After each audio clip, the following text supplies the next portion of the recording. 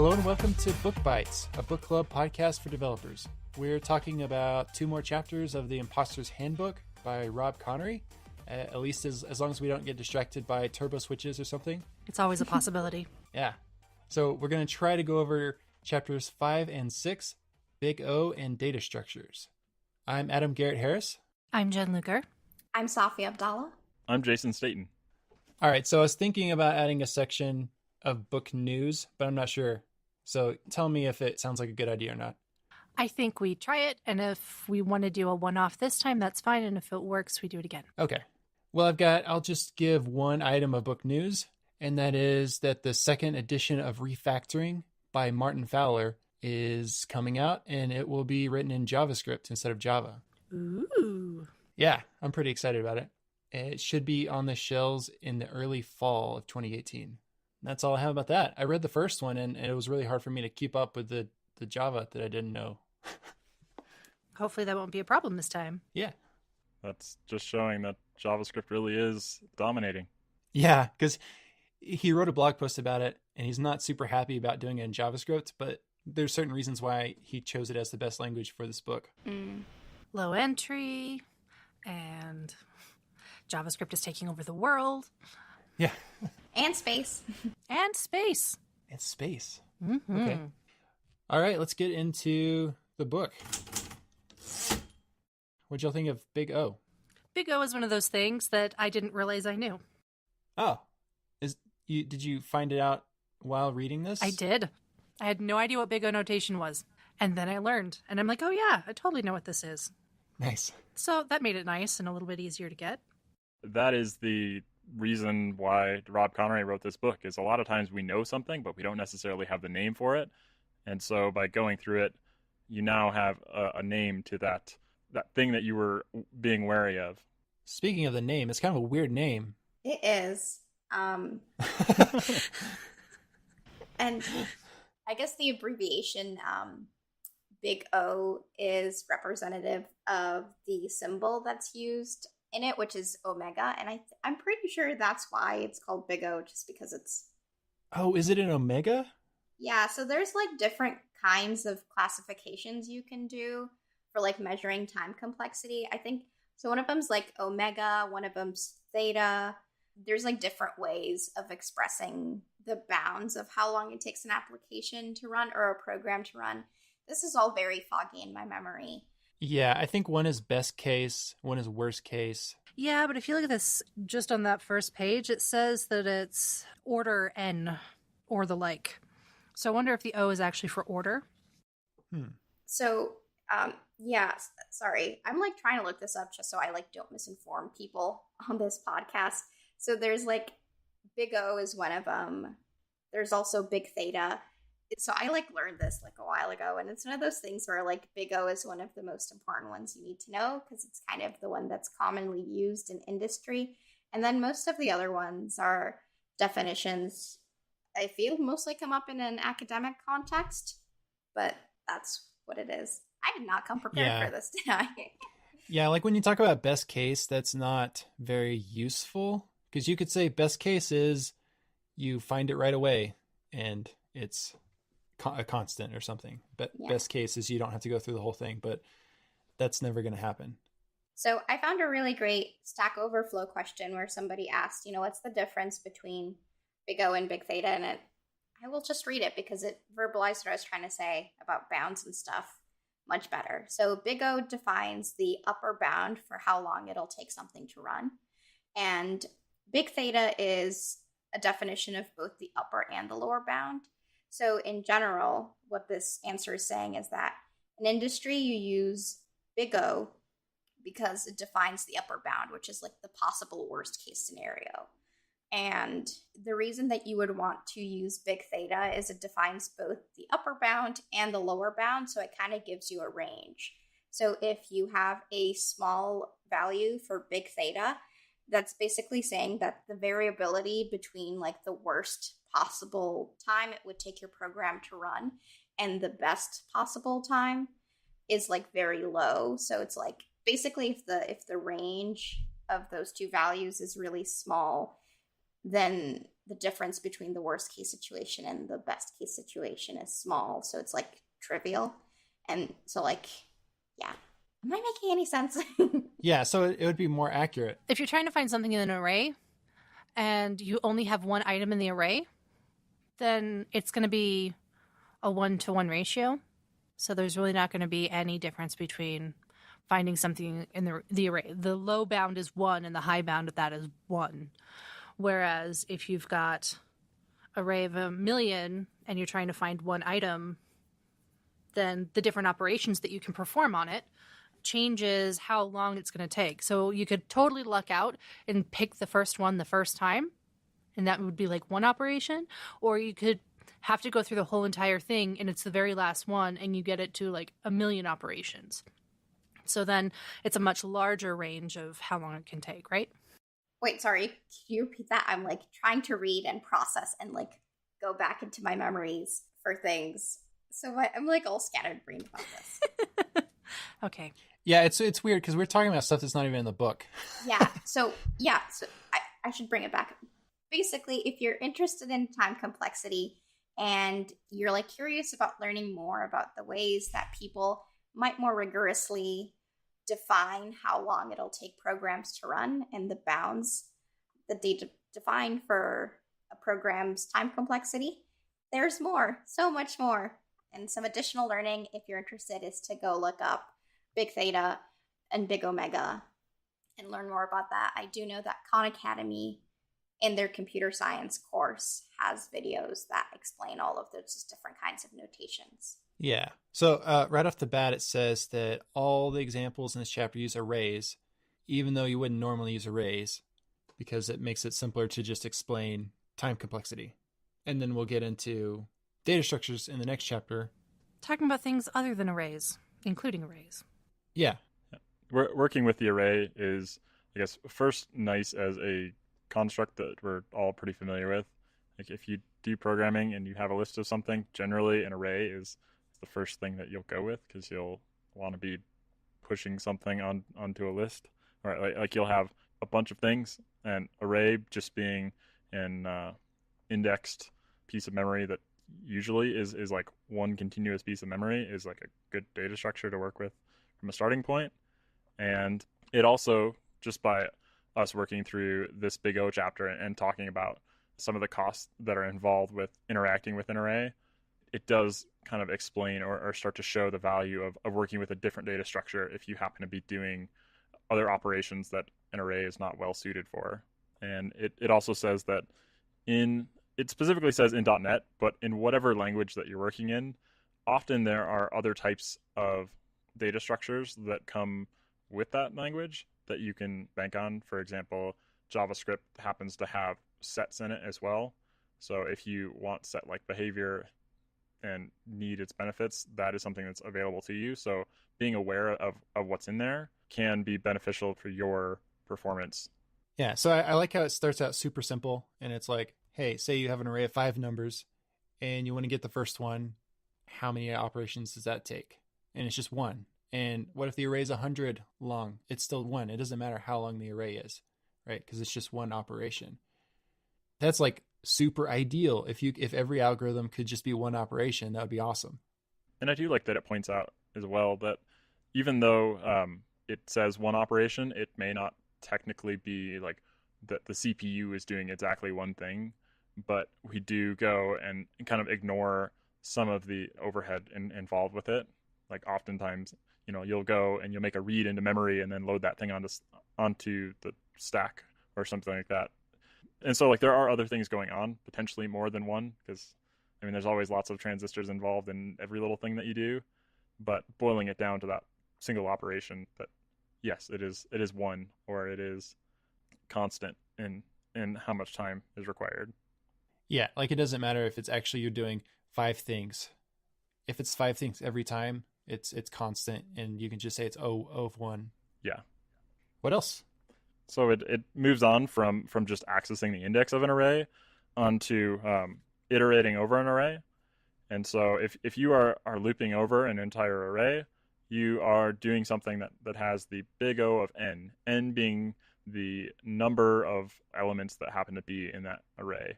And that is totally unavoidable. Like, there is no way that you can loop over everything that's in an array without actually going over each of the elements. Like, I mean, there is no shortcut here. But do know that when you are doing a for loop or a for each on some JavaScript thing, you're doing something that requires big O of n.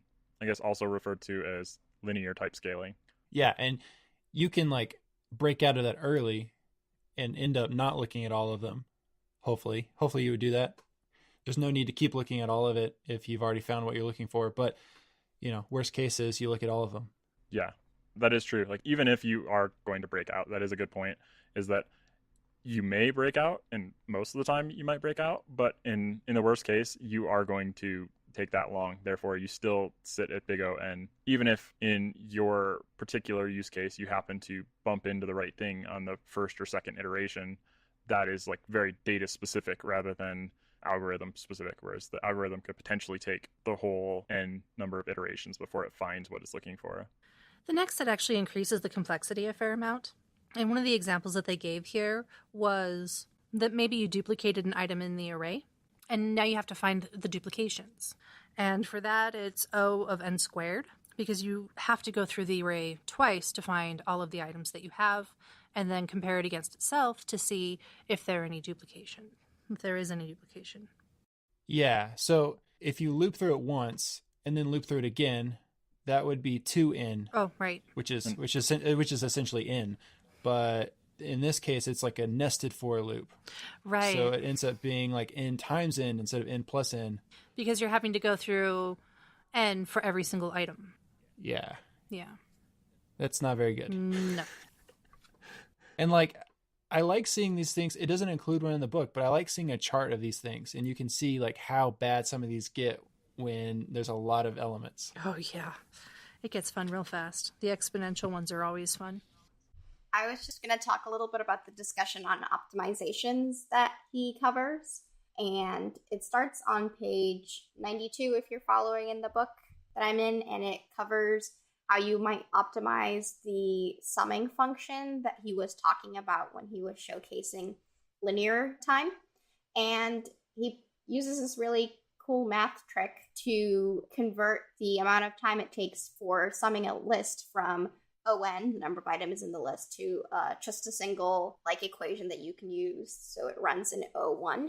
And that kind of bit where he does that analysis highlights one of the central themes that he goes on to cover in the rest of the chapter, which is that you can always make things better.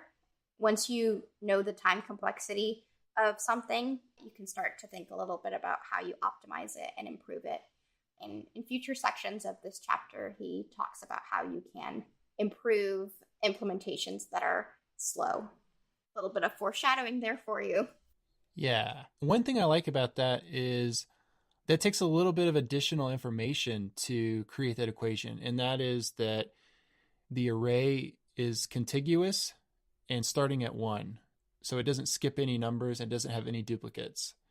And so a lot of times in interview questions, they give you some sort of extra information and you really need to use all of that information. There's like some reason why they're telling you that. There's some sort of optimization you can do with it.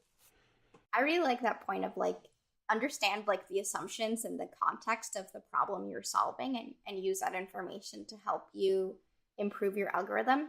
It reminds me, see, I don't want to reference things again because I might get the details wrong, but I'll leave it as a hint for folks and people can look it up if they're interested.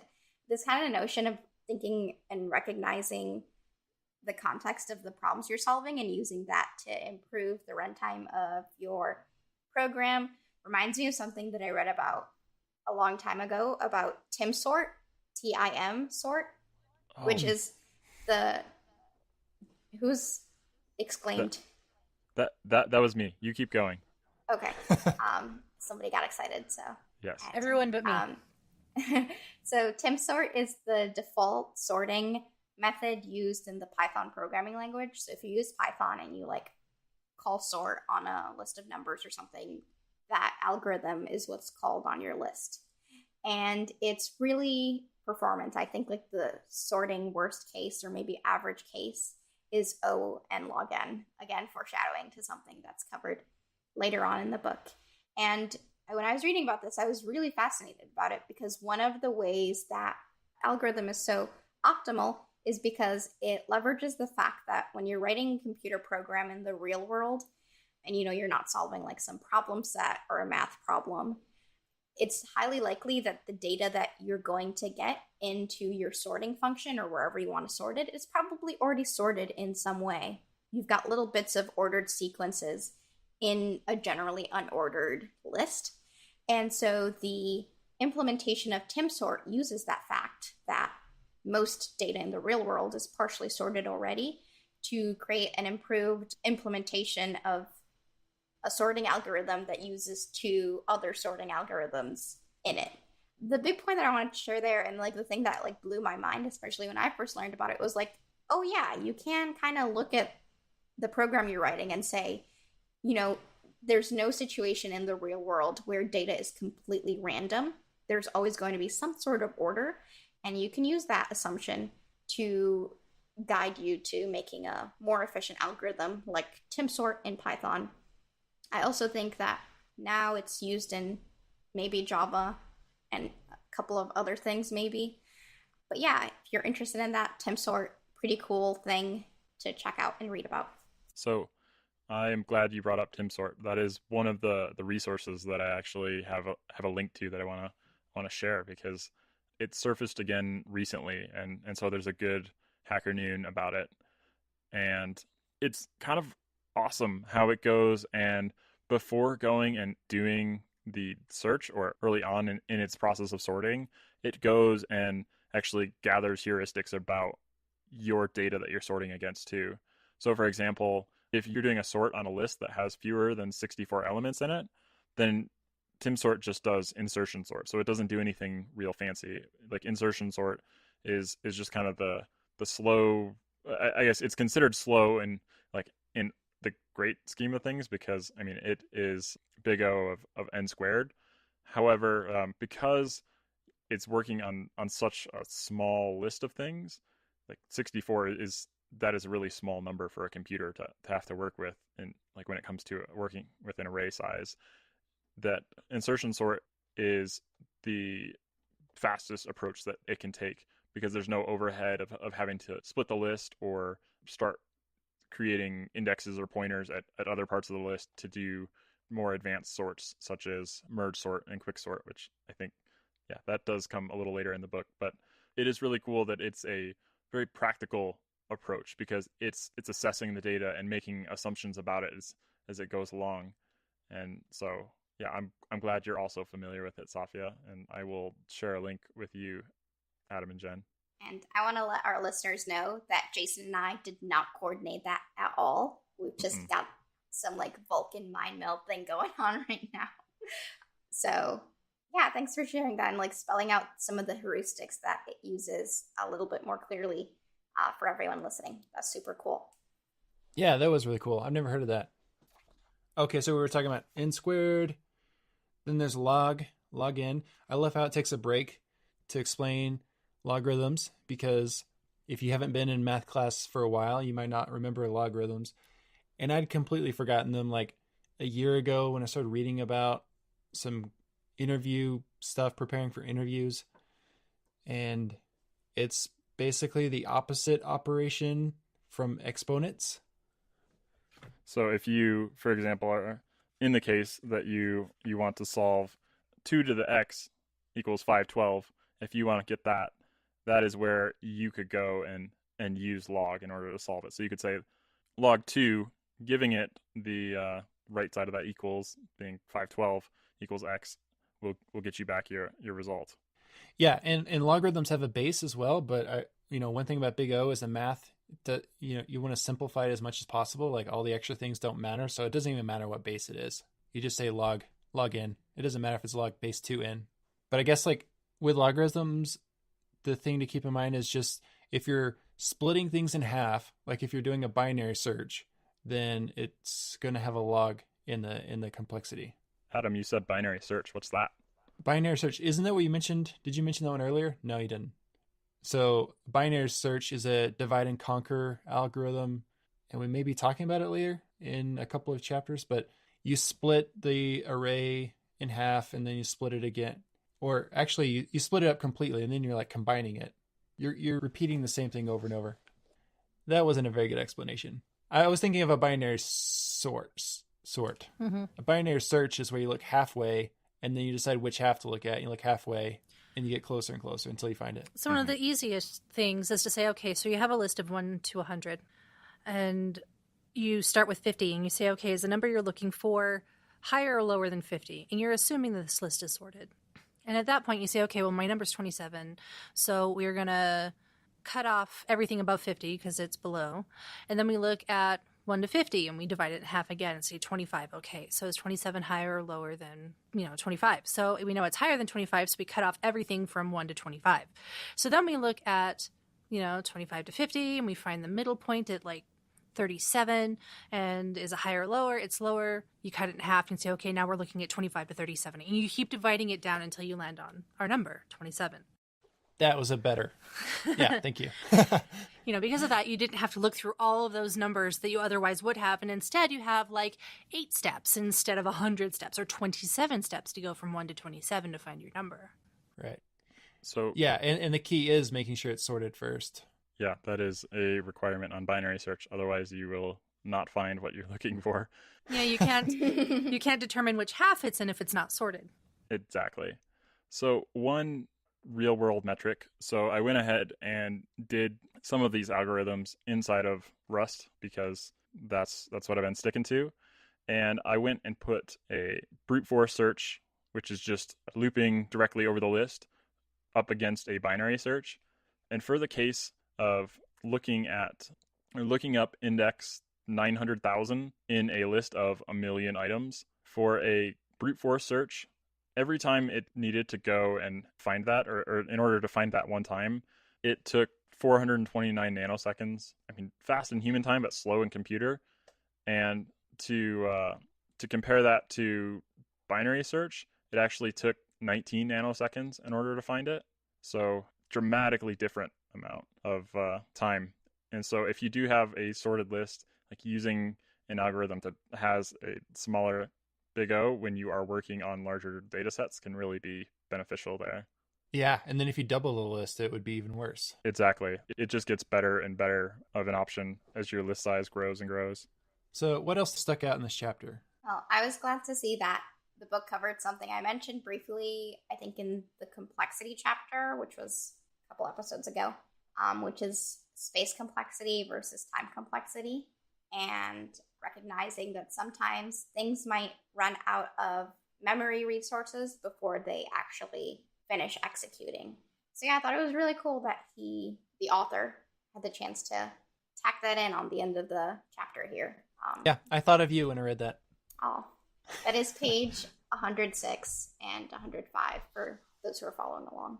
I also thought the quick break for math geeks on 104 was pretty cool. I've seen this video before on Numberphile where they explain that adding up all the natural numbers from 1 to infinity equals negative 1/12. And I'll put a link for that in the show notes. It's pretty cool. You're not going to explain it right here, Adam? I cannot explain it. It's weird. It's weird. Yeah, there is an addendum here in the book that says, "Fair warning, you'll get lost down this rabbit hole," in reference to. So be prepared, reader. I did click on a second video after watching that one, but that's how they get you. I also liked the section on thinking in Big O, where Rob actually goes through and summarizes each of the Big O's, or at least not all of them, but at least the ones that you'll likely care about as a developer. So in particular with arrays, it says if you're randomly accessing an array, it's always big O of 1. And so if you're just grabbing an index off an array, it's constant time, like big O of 1 operation required. If you are iterating over the list, then you have a big O of n. If you're doing a nested loop, then you have a big O of n squared. If you are dividing that list up and working through those pieces, then you have a big O of log n. And if you're iterating and then dividing, then you have a big O of n log n. And so those are a nice, handy guide to keep in mind. So when you look at a piece of code, it can be at least somewhat obvious to you of what the time complexity of it is. If you see a number of for loops just within it, like if you're seeing nesting or something going on, you can say, oh yeah, that is big O n squared. Maybe we can improve this or something. Yeah, that's a good little cheat sheet. All right, are we ready for the next chapter? Data structures? Yeah. Let's talk about them. There was a funny little joke. He said something here at the beginning about JavaScript developers, that you just basically use arrays for everything. I thought we used objects for everything. Oh, yeah. Yeah, and arrays are objects, which is weird. Yep, objects with Well, numeric that joke keys. fell flat. What was the joke? That everything is an object in JavaScript. Yeah. Sorry, I don't see the joke. I hope somebody out there laughs. Wait, what did you say? He said he was referencing the part at the beginning of data structure saying that JavaScripters use arrays for everything. I said I thought we used objects for everything. The joke being that everything in JavaScript is an object. Oh, I see. I thought you were saying that Rob wrote a joke and I missed it, like in the book. Yeah, I think I said that, but it's not really. Anyway, yeah, so it starts off talking about arrays. I kind of forget this because I write in JavaScript so often, but arrays are typically a specific length, and you can't resize them because they take up a specific amount of memory, and they have to be contiguous in memory. So if you wanted to resize it, you have to make it a completely new array and then copy everything and then add on. Mm-hmm. That confused me for the longest time.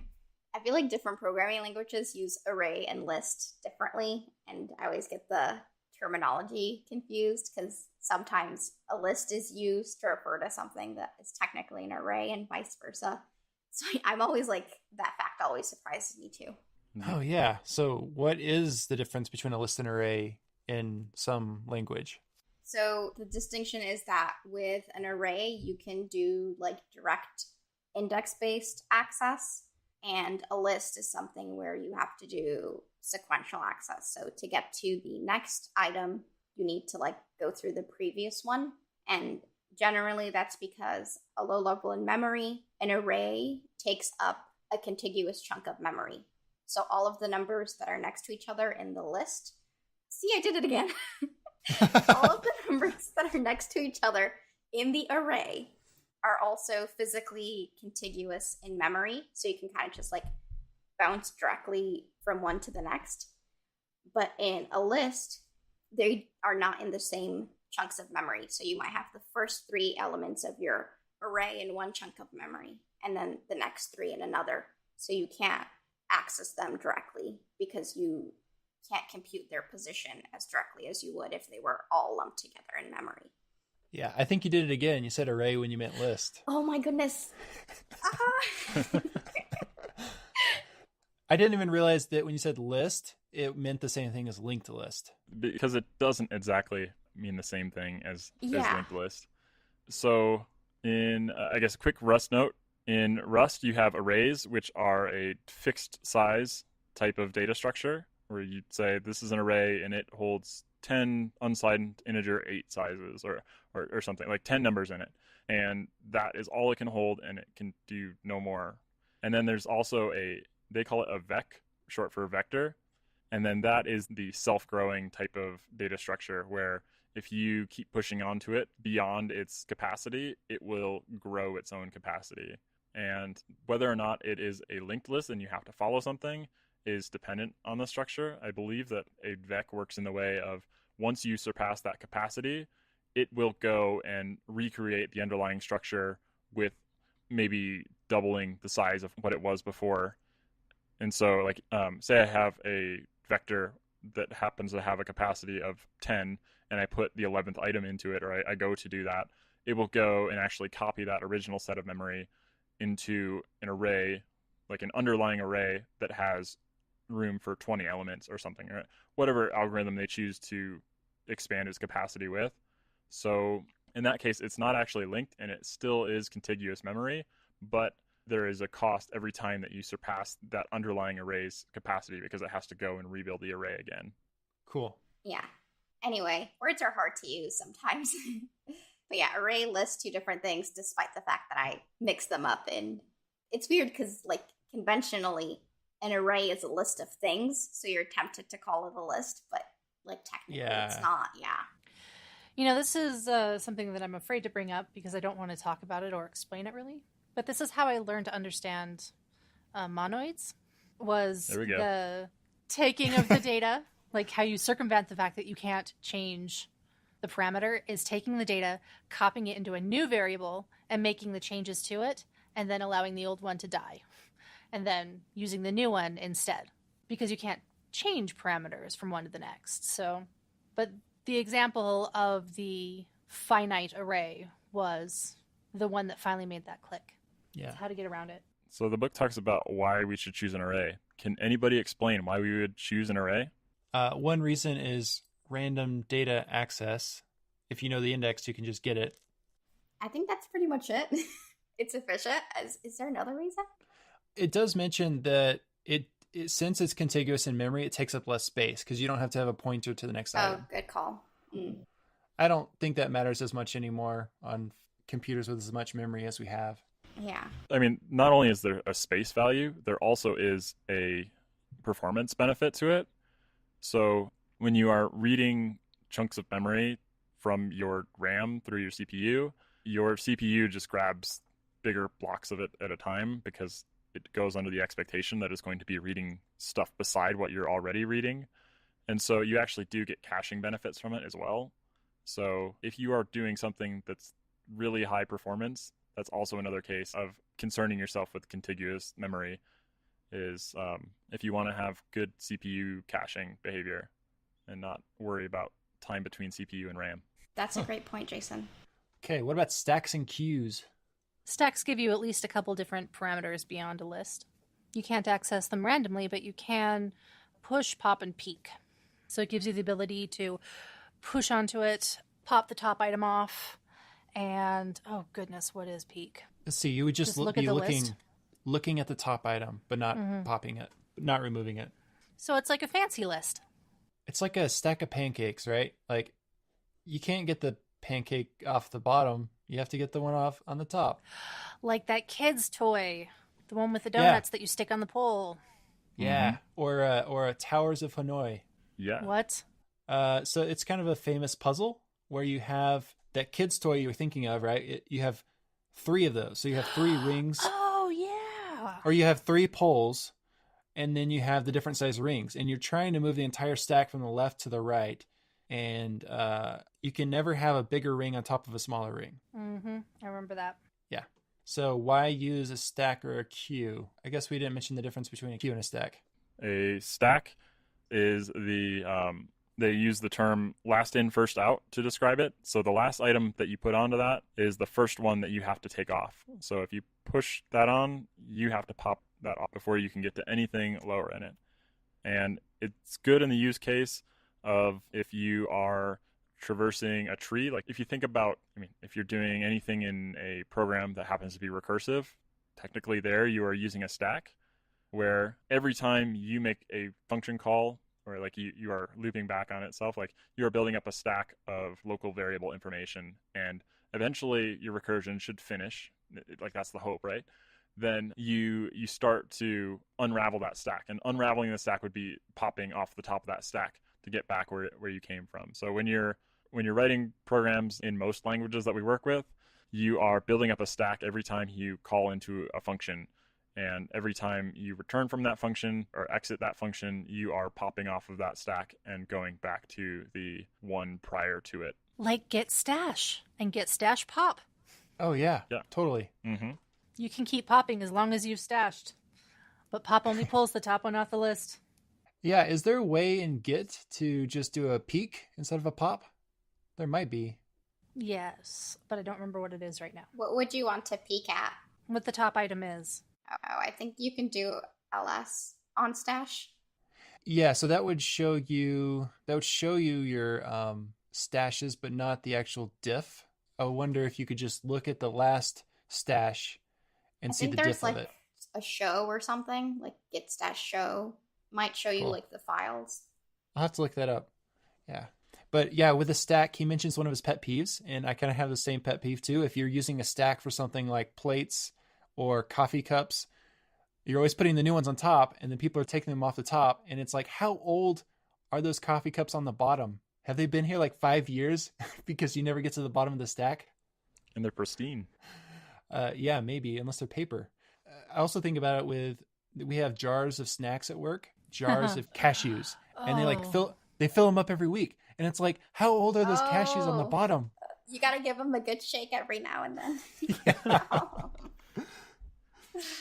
I used to work at a restaurant, and proper protocol for that is you go and when the mac and cheese is running low on the buffet, you go and you take that mac and cheese away, you put a new one on, and then you put the old mac and cheese on top.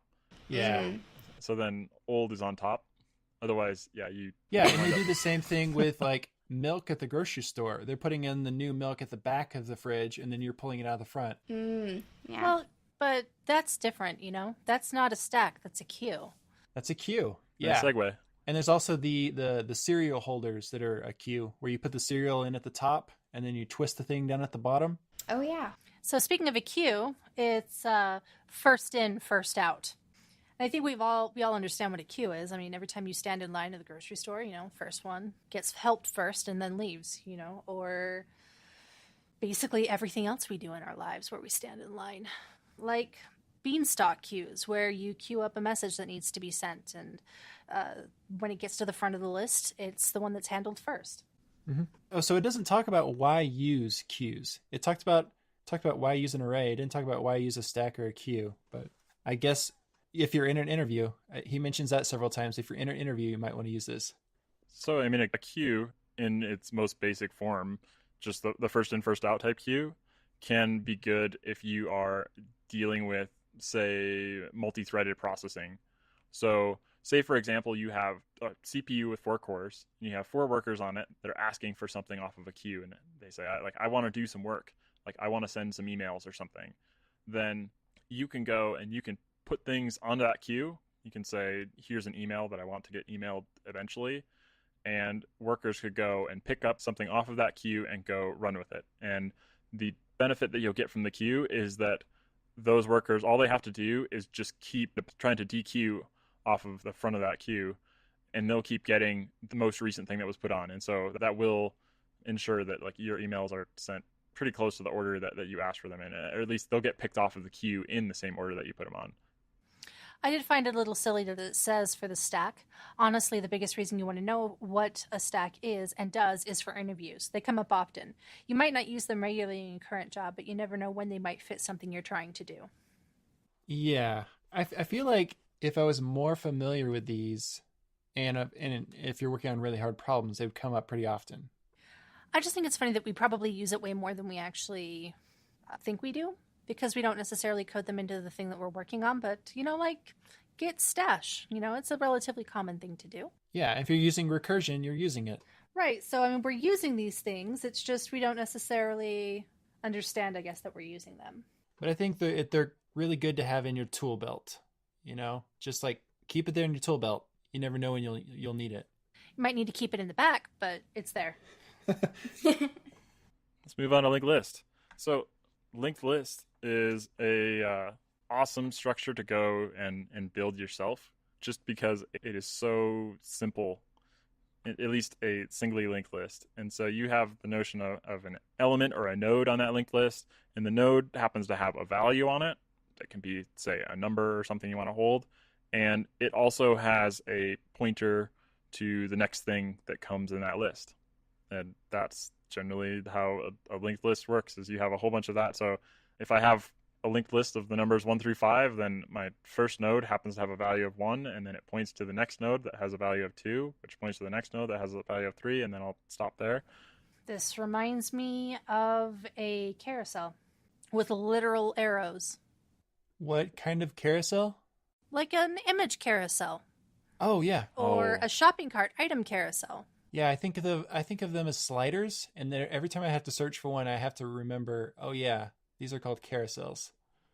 It's because they go round and around and they never end. Yeah, with horses. Uh-huh. Because I was thinking of a round carousel where a linked list was like its tail or last item was pointing back to the first one, and that's not a good situation to be in. No, it's not. You can have a beginning, you can have an end, and a lot of carousels that were utilizing this, they do in fact have that roundabout, the last one points to the beginning. This is more scientific than that, but it was just something that it reminded me of. Yeah, I love the picture in the book of the hot air balloons, and each balloon has a value, and then it has a guy like with a telescope or something looking at the next balloon, because these things can be anywhere, but as long as it can see where the next one is, then you can find the next value. And then the last one is just the navigator's just skydiving because it's just a null pointer. So more like symbols then, or smoke signals. Yeah, exactly. Where the person on the top of the hill lights the light or lights the fire, and then the person at the top of the next mountain can see it and lights theirs, which notifies the person at the next section. Message sending through fire. Yeah, I'm going to say that's maybe not the greatest analogy, because you're not like sending a message through the linked list, but yeah, there's got to be something we can use that analogy for. So why should we use one? Because there's a finite end. So when you finally hit the null pointer, you're done. Yeah, but I mean, I guess an array has a finite end as well. Like it is terminating. I guess why should we choose one versus an array? It's generally used in situations where you don't know the size of the things that you're going to store in the array, because a linked list gives you the option of modifying the size by tacking an item at the end, so it doesn't constrain you with respect to how big your list can be and also how often it can grow.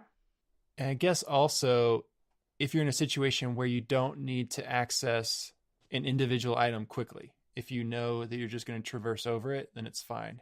If you need to access an item just directly in the middle, then array might be better, or something else might be better. Yeah, it says that if you are looking to access something by a specific index, like if you have a linked list of 10 items and you want to access the 5th item, you have to step through each one of those links before you can access that value, or you won't get it directly. Yeah. You can also benefit from inserting into a linked list. So inserting into the middle of a linked list, I should say, or even at the front of a linked list for that matter. If you insert into a linked list, it is a big O of 1 type operation, because all you have to do is point a node at a different node. Like you just create a new node that points at the next item. So say, for example, to be specific, let's say we were inserting at position 3 in our list. All we would have to do is update position 2 to point at a new node that'll be in position 3. And then that new node, all it has to do is point at the next, which would be previous position 3 in the list. And with an array, on the other hand, if you were to go and insert something into the middle of an array, or try and add a value there, every other item after that index would have to go and be re-indexed again. And so if you're doing that on a really large list, that is expensive. So yet another reason why a linked list could be beneficial. And I also did a little bit of digging, because I was implementing a stack and looked at a couple of ways of approaching it.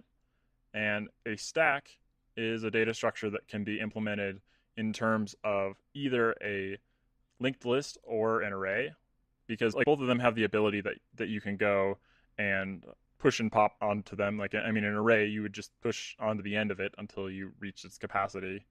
Whereas like a linked list, I mean, if you go and push on it, you're just adding something. I tend to think of it as the front. I don't know if that's technically true. It's the easiest way for me to conceptualize it. And I did a little bit of digging, and there's a Quora question about it, about like what's the difference between a stack implemented in terms of a linked list versus an array. And the difference that I found is that using an array is fast because you get that contiguous bit of memory, but it has a capacity that has to be reached, and then you have to accommodate for that, which is why we get ourselves into Stack Overflow situations when we're diving really deep into something, like code-wise. So programming stacks, generally using an array for managing our stacks, but you can also use a linked list for it, which allows this stack to grow to the bounds of whatever memory that your machine has. So it lets you get a lot larger in a list, but that's done at the cost of speed. That's a really great inquiry that you went on, and I think it's really cool because it kind of shows how these data structures start to interact with each other and that they're all building on top of each other, which we get into in the next section of the chapter, which is about hash tables. Yeah, and so actually, I was thinking that maybe we should cut it off here and the next time talk about the remaining data structures and as well as the simple algorithms, because there's no way we're going to get through simple algorithms and advanced algorithms next time. Yeah. That's a good call. And also a great place to leave everybody on a cliffhanger. Yeah. Oh my goodness, how long is simple algorithms? It's long. It's long. I finally found the end. Oh goodness. Okay, well. All right. Someone want to read a review? All right, so it looks like we had a review from Are Orla Badmos, and they say, a podcast that combines my craft, software engineering, and my hobby, reading, is one I totally love. Came across this on Twitter, and I'm hooked after the first episode. I love how these are different people on the podcast. It gives room for diverse perspectives and angles. Looking forward to hearing the book authors on the podcast too. Yeah, so thank you so much for leaving a review. If you like the show, please go ahead and leave a review as well. Tell your friends about it. And the best way to keep up with the show is on Twitter and to subscribe in your favorite podcast player. The show's at BookBites FM. And you can follow all of us on Twitter as well. I'm at Agarhar. Jason, what are you? Staten Jason. And Safia. I am Captain Safia. And Jim. I am Knit Code Monkey. Also, you can find the show notes and transcript for the episode at orbit.fm/bookbites/13. All right. See ya. Bye. Bye, everyone.